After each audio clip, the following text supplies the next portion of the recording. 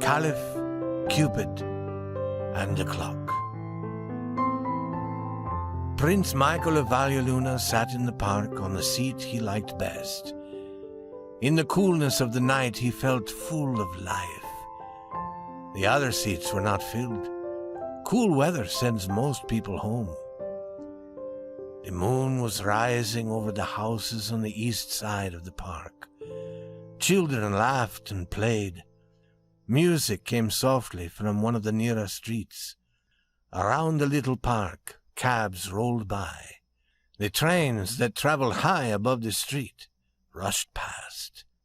These cabs and trains, with their wild noises, seemed like animals outside the park, but they could not enter. The park was safe and quiet, and above the trees was the great round shining face of a lighted clock in a tall old building. Prince Michael's shoes were old and broken. No shoemaker could ever make them like new again. His clothes were very torn. The hair of his face had been growing for 2 weeks. It was all colors, gray and brown and red and green-yellow. His hat was older and more torn than his shoes and his other clothes. Prince Michael sat on the seat he liked best, and he smiled. It was a happy thought to him that he had enough money to buy every house he could see near the park if he wished. He had as much gold as any rich man in this proud city of New York. He had as many jewels and houses and land. He could have sat at table with kings and queens. All the best things in the world could be his. Art, pleasure, beautiful women, honor. All the sweeter things in life were waiting for Prince Michael of Valleluna, whenever he might choose to take them. But instead, he was choosing to sit in torn clothes on a seat in a park. For he had tasted the fruit of the tree of life. He had not liked the taste. Here in this park, he felt near to the beating heart of the world. He hoped it would help him to forget that taste. These thoughts moved like a dream through the mind of Prince Michael. There was a smile across his face with its many-colored hair. Sitting like this in torn clothes, he loved to study other men. He loved to do good things for others. Giving was more pleasant to him than owning all his riches. It was his chief pleasure to help people who were in trouble. He liked to give to people who needed help. He liked to surprise them with princely gifts. But he always gave wisely, after careful thought. And now, as he looked at the shining face of the great clock, his smile changed. The prince always thought big thoughts. When he thought of time, he always felt a touch of sadness. Time controlled the world. People had to do what time commanded. Their comings and goings were always controlled by a clock. They were always in a hurry and always afraid because of time. It made him sad.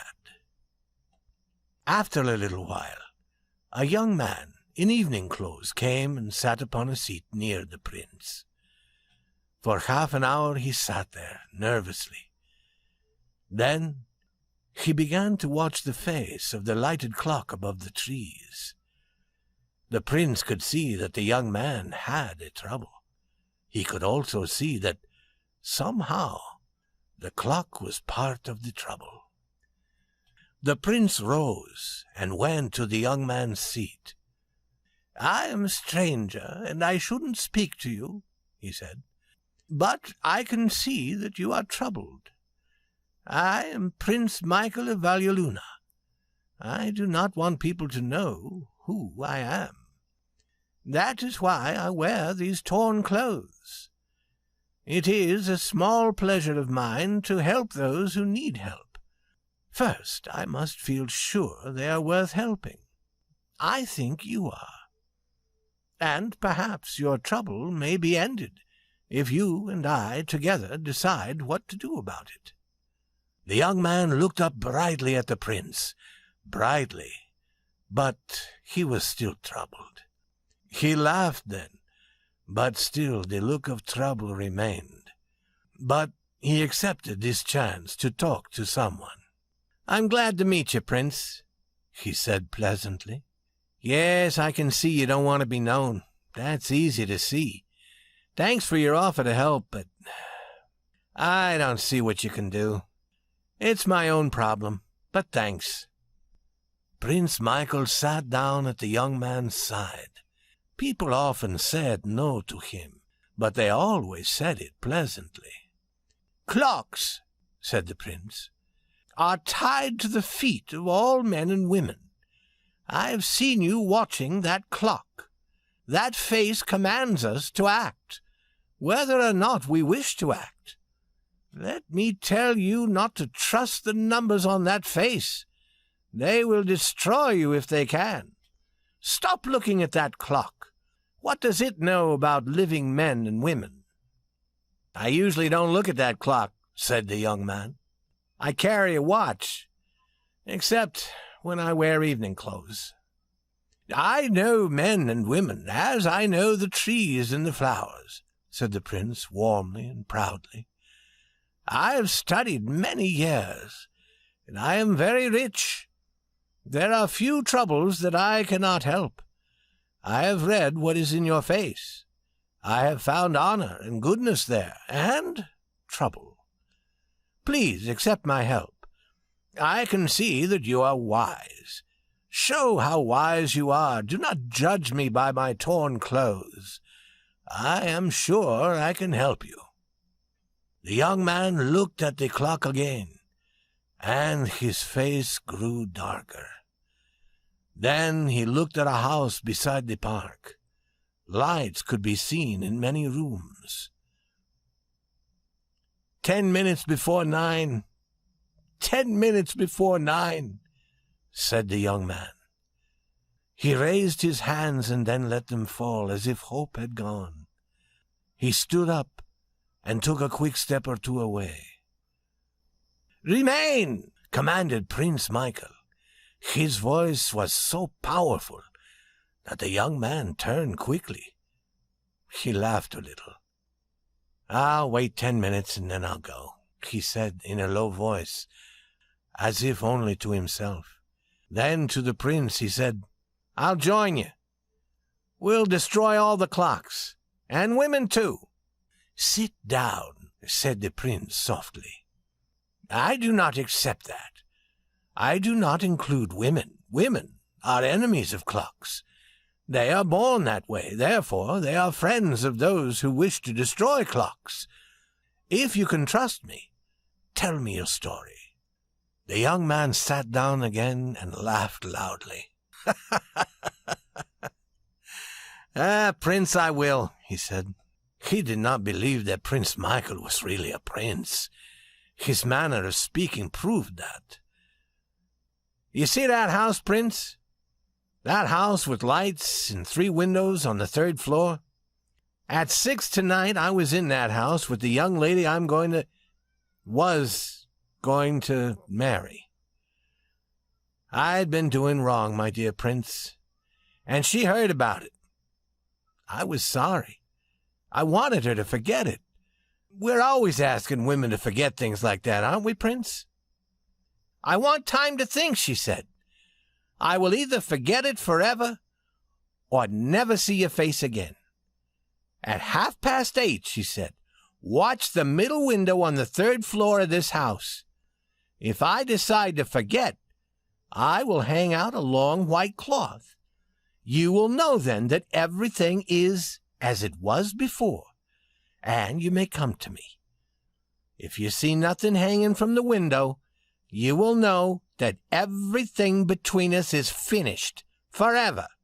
That," said the young man, "is why I've been watching that clock. The time was past 23 minutes ago. Do you see why I'm a little troubled, my torn prince?"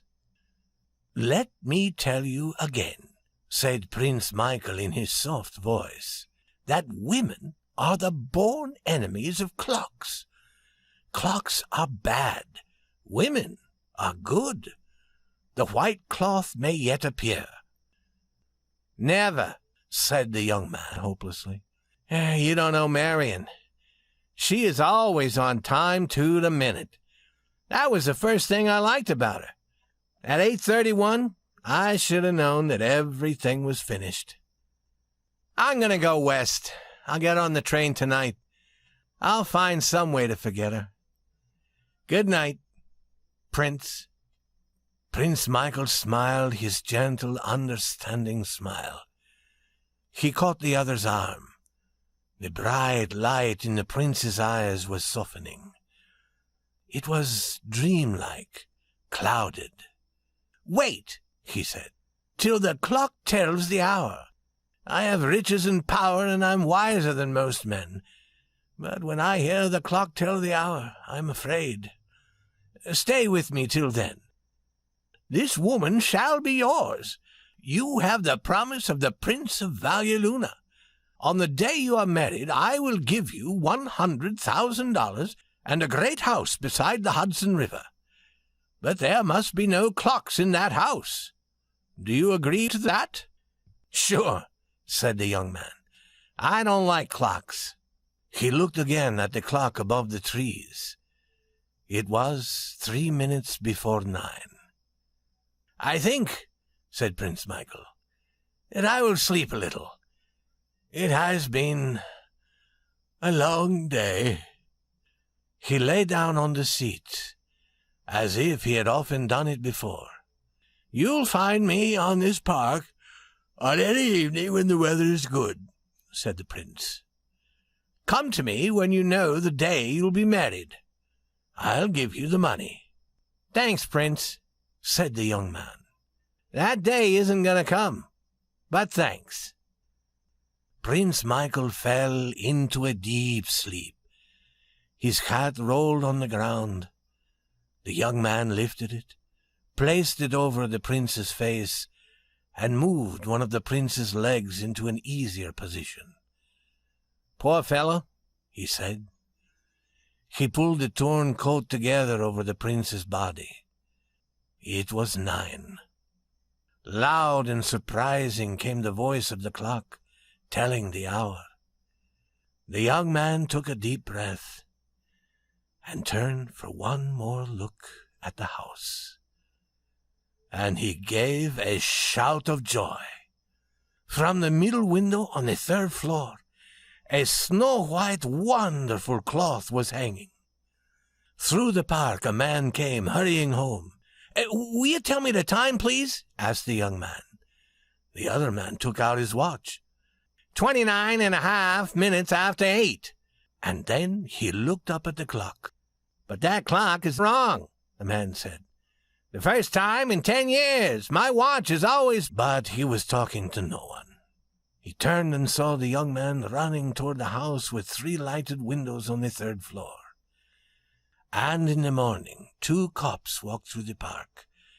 There was only one person to be seen, a man asleep on a long park seat. They stopped to look at him. "It's Michael a dreamer," said one. "He's been sleeping like this in the park for 20 years. He won't live much longer, I guess." The other cop looked at something in the sleeper's hand. "Look at this," he said. $50. I wish I could have a dream like that." And then they gave Prince Michael of Valleluna a hard shake and brought him out of his dreams and into real life.